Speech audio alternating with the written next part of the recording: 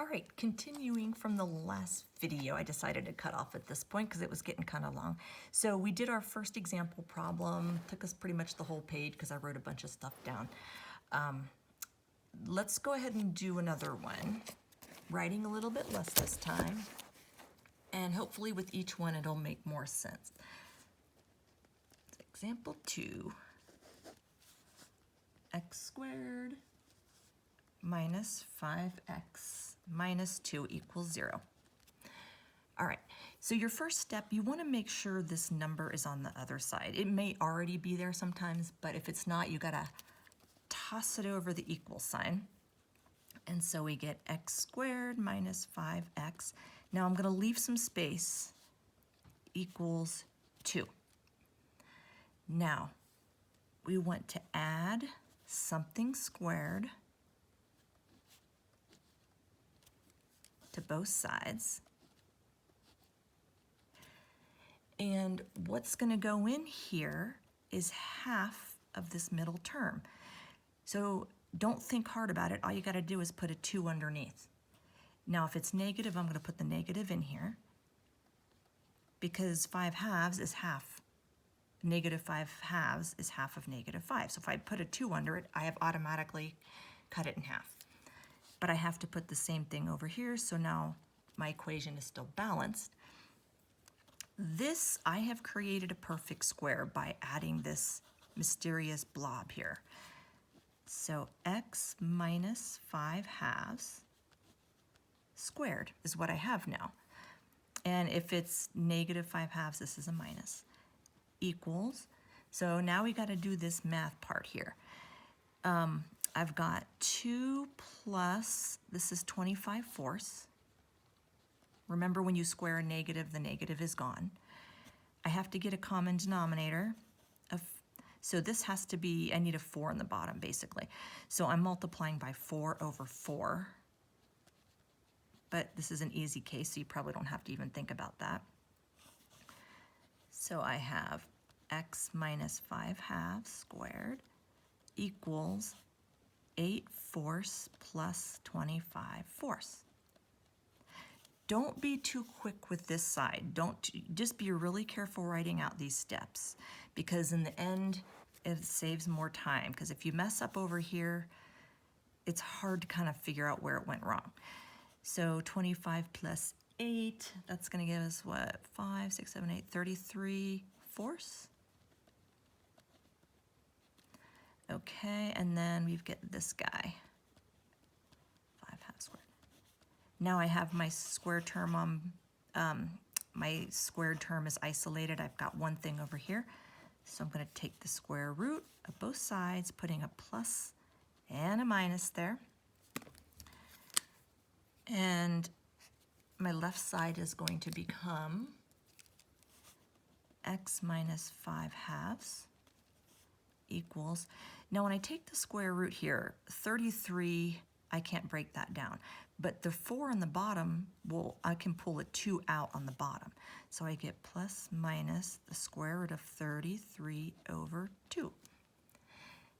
Now I'm going to toss this guy over, equals, I'm going to put it in the front, 5 halves plus minus the square root of 33 halves.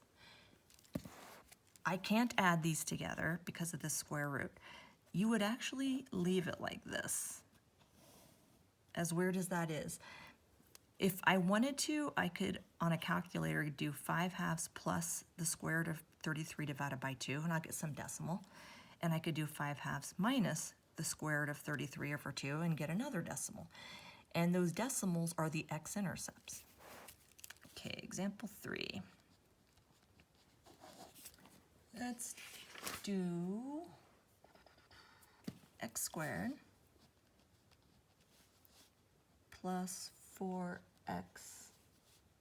equals 3. Now in this case, the 3 is already on the right side, so you don't have to move anything. But I do need to put some space in here. So x squared plus 4x plus something squared equals 3 plus something squared. And the something is going to be half of this number. If I put it over a 2, 4 over 2 is 2. So if this simplifies, you want to simplify it. Don't leave it 4 over 2. Put a 2 there. So the left side becomes x plus 2, plus because it's positive, squared, equals, now this is 4 plus 3, 7. So this one's pretty easy. Take the square root of both sides, plus, minus, and I get x plus 2 equals positive and negative square root 7, which does not simplify. If this square root simplifies, you got to simplify it. Now I'm going to move the 2 over, so I get x equals negative 2 plus minus the square root of 7. Those are your two answers. Those would be your two intercepts. And if you wanted to sketch it, this would be negative 2 plus root 7, whatever that number is. This would be negative 2 minus root 7, whatever that number is. And that's where your parabola, whoops, would cross the axis. I don't know if I can fit this here. I think I'm going to turn the page.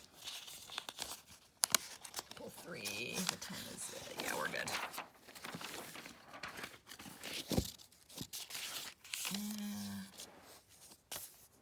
I guess here. Guess you can. No, let's do this. I don't like it when there's writing on the other side. You can see through it. How many do we do? Was that the third one? I think we're on example 4. Let's take, wait, is it really? I have to see this. Yeah. Okay, let's try,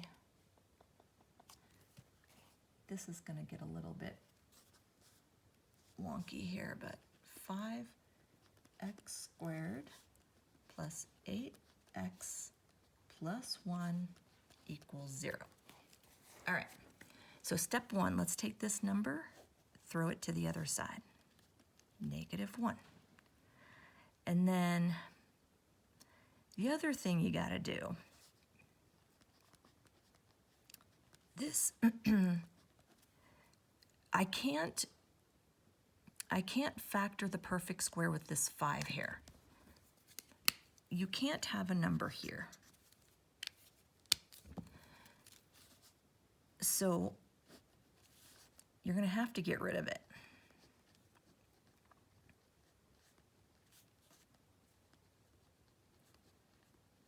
So if I want to get rid of, divide it out. That means I'm going to divide every term by the 5. Boom, boom, boom. So my first term has no more number. That's good. X squared plus 8/5 x, leaving space, equals negative 1/5. So I have this little extra step here that wasn't in the other problems. Now let's add our something squared to create a perfect square.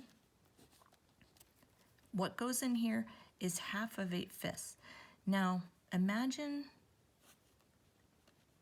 I don't want to put it over a 2 because it's a fraction, but I want to take half of it like that. Or you could actually think of it, you could put a 2 on the bottom, but it's going to be multiplied to the 5. So this is going to be 8/10. 8/10, and then I'm trying to think if this is going to be easier or not. I like to simplify it. Sometimes simplifying, let's just go ahead and do it. I'm going to divide by what? 2 4/5. 4/5. So anyway, you're putting a 1/2 here. If this is a fraction, multiply it by 1/2 to make it 8/10, and then simplify. All right, so here's our perfect square. X plus 4/5 squared equals -1/5 plus, this is going to be 16/25. Don't lose this negative sign. Now I have to get a common denominator, so I'm multiplying by 5/5. And I'm going to have -5/25 plus 16/25. And then this is still the same thing. And so that's going to give me 11/25. And here's my square term. Basically, a lot of this was just simplifying. Now, if you want to simplify this off to the right side someplace, that's fine, and then put it back in. I'm going to take the square root of both sides, positive, negative. So the left side becomes just x plus 4/5 equals, I can't simplify 11, so he's still under the square root, but I can pull out a 5 from the denominator. So the 5 is not in a square root, but the 11 is. Now, move the 4/5 over, and I get -4/5 plus minus the square root of 11/5 is x. And sometimes you might see this written differently, -4 plus the square root of 11/5. That is the same as that. So like in an answer key or something, if you see that, these two are equivalent.